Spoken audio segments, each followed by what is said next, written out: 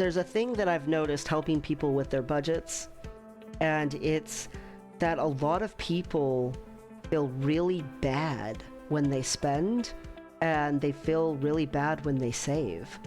A lot of people have really negative inferences that they get from saving and spending. And I personally get a lot of security from saving, but I don't feel guilty about spending because I know my priority is to live within my means and save.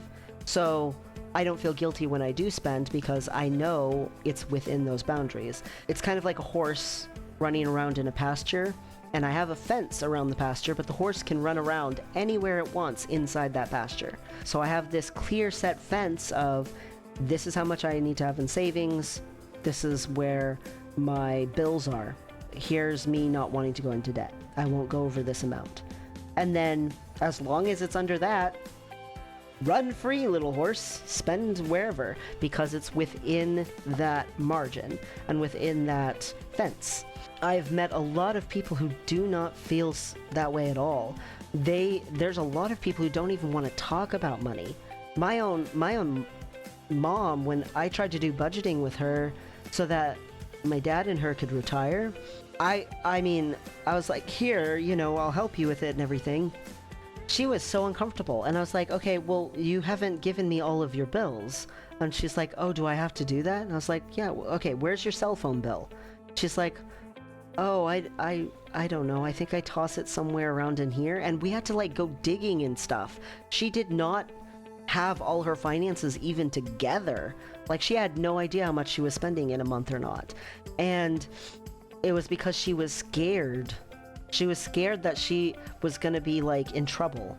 It was almost like she thought she would be punished because she was a bad spender or something. It's very negative, some of the feelings toward money and toward spending and toward saving. Saving is such a negative thing for some people because it means that it's other bills that they could have been doing, or they could have had more stuff. They could have had more possessions if they weren't saving that much, and they feel restricted by it. They feel it's almost like someone with a ruler who's going to come and rap their knuckles. And I don't feel that way at all. I feel very positive toward money, and I try to help people get to where they feel positive toward money too. Money is not meant to be something that ruins your life. It's meant to be something that you can exchange for goods to help your life.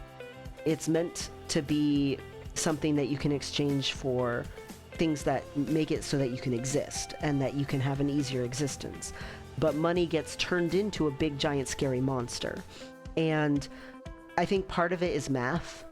A lot of people are intimidated by math in general, but I think also part of it is the jargon and the slang. And I try to talk in very, very layman's terms, because using a whole bunch of terminologies and stuff that are not used in common terminology, common language and English and everything, it just makes people more scared. It makes it feel more foreign, more intimidating. I really, really want to help people to see money as the wacky inflatable balloon guy who waves around in front of buildings, and he's not intimidating. He's super not intimidating. Instead of the salesperson inside the building about to get you and pressure you, no, and trick you. No, money is not something that has to be filled with high pressure and make you feel insecure about yourself or belittled. It's almost like when you try to talk about money with some people, they feel almost like the money is some sort of angry authoritarian parent or something. Money is like a beanbag cat that you can just flop onto and it'll catch you. It's okay to spend on things that you genuinely care about and that are actually beneficial to your life, as long as you're staying within that fence, that your horse can run around freely in that pasture. Money gets a lot less constrictive and hammer coming down and a lot of visuals, but the point is the same. Money doesn't have to be your enemy. Money can be your ally. Money can be your friend. Money can bring you happiness and peace of mind and lower stress. It's just a mindset. And maybe you've never even felt the opportunity to think about money in that way. Money has always been stressful for you. It was stressful for your parents. Like, you grew up with money always being a stressful thing. So the whole concept of money not being stressful is like, what? Money gives me security instead of stress? What are you saying? Like, it can be a really daunting thing to get over that hurdle, and I get that. When I was growing up, I needed money to be a secure thing because my parents did not handle money in a secure way at all. They handled it in a very insecure way.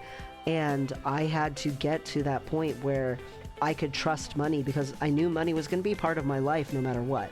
There wasn't really a way for me to avoid that money would at some point touch my life.